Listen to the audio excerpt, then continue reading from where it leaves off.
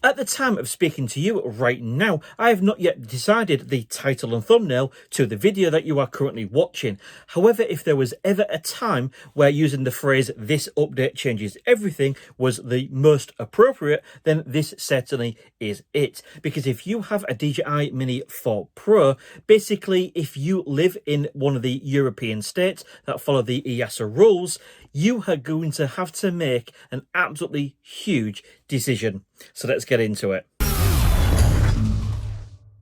Now, I'm going to try and make this as short and sharp as possible, okay? Now, if you was an early adopter of the DJI Mini 4 Pro and you lived in one of the EU countries that was governed by the EASA drone regulations, you will be aware that when this drone launched, it was limited to 120 meters. And this is all basically part of that C0 labeling, which should essentially give you more freedoms. However, there is one thing that I don't think many people was prepared for, because as part of getting that C0 label, it basically limits this drone to 120 meters above the home point level, or basically the ground with which it took off.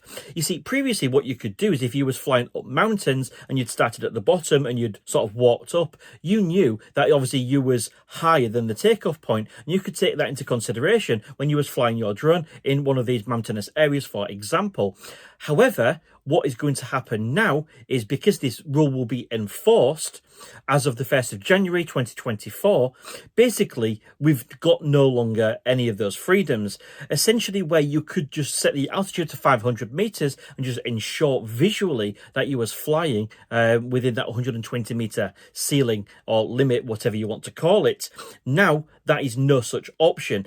DJI have just given us a new, basically, app version, which is 1.12.3. And essentially, this is where you are going to have to make the biggest choice, because if you update that app to the latest version of the DJI Fly app and you live in one of the EASA countries, you will no longer be able to fly this drone above 120 meters from the takeoff point. Of course, you can walk up a mountain or walk up a hill, land the drone, reset the home point, then take off again, absolutely fine. However, of course, if you do not update, then you lose the C0 label on this drone, because of course, part of getting that C0 is the fact that you are limited to 120 meters. So this is the biggest decision you are going to have to make if you have a DJI Mini 4 Pro. If you update that DJI Fly app to 1.12.3, basically this DJI Mini 4 Pro will only do 120 meters from the home point. If you do update it, then there's no way of going back.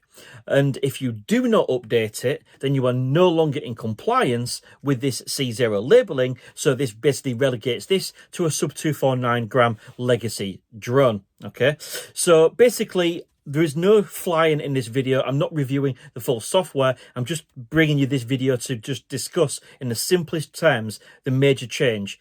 So basically, from my point of view, it's entirely up to yourself what you want to do. Obviously, it's your drone regulations. It's where you want to fly. And obviously, being here in the UK, that serves me with a bit of a problem, because the way that these firmware updates are, they are actually geofenced. So very similar to, obviously, us in Europe, we are under CE regulations, so we get less broadcasting power when it comes to the remote controller. Whereas if I took that same Mini 4 Pro, as in this one, and flew it in the US, I would get FCC regulations.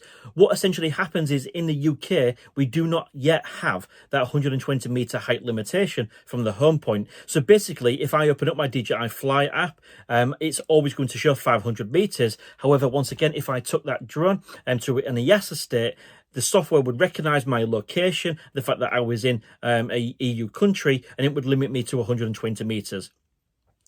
So now I've just caught my breath. Basically, yes, I cannot show you physically the limitation, basically because I'm in the UK, but I do assure you this is the case. And this is, as I've already mentioned, where you have to make the biggest decision you're possibly ever going to make on the DJI Mini 4 Pro. If you update and you've got a label on your drone, you will literally only be limited to 120 meters. And as I've already mentioned, if you don't, then you can't fly it in all the areas with which that C0 label or C1 label, for example, gives you those additional freedoms. So if you do want me to follow this video up with a full review of the DJI Fly app, then do let me know in the comment section below. I won't have time at the time of recording this video, but I just wanted to make you aware of the basic major change. Okay, so please do let me know your thoughts in the comment section below, and let me know whether you are going to continue flying your DJI Mini 4 Pro or F3 or Mavic 3, for example, as a legacy drone, or if you are going to update the DJI Fly 1.12.3.